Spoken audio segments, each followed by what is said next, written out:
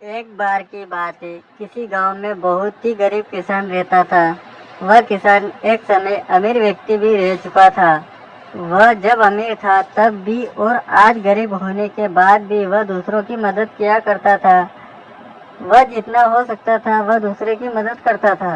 वह किसान जब भी मंदिर जाया करता था तो ईश्वर से धन मांगता ताकि वह दूसरे की मदद कर सके।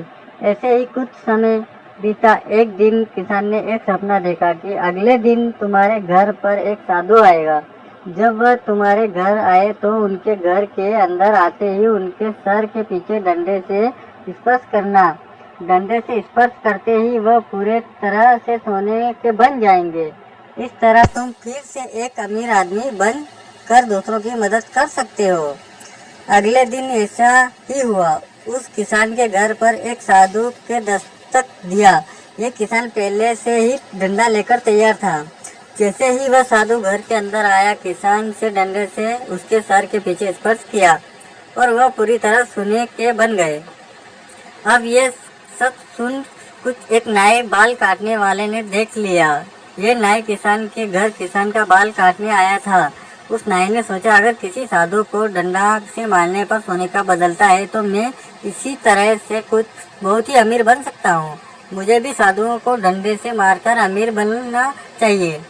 उस किसान ने तो बस एक ही साधु को डंडा से मारा। मैं एक से ज़्यादा साधु को डंडे से मारकर उससे भी ज़्यादा पैसे वाला बन जाऊंगा। ये सोचकर नाई ने कुछ साधु को अपने घर भोजन और दान देने के लिए बुलाया। साधु भी परेशान थे कि जो नाई हमें कभी कुछ भी दान नहीं दिया, आज वो भोजन भी खिलाएगा और दान भी देगा। वैसे भी वह सभी साधु नाई के बताए समय पर नाई के घर पहुंच गए। नाई ने अपनी सारी तैयारी कर लिया था।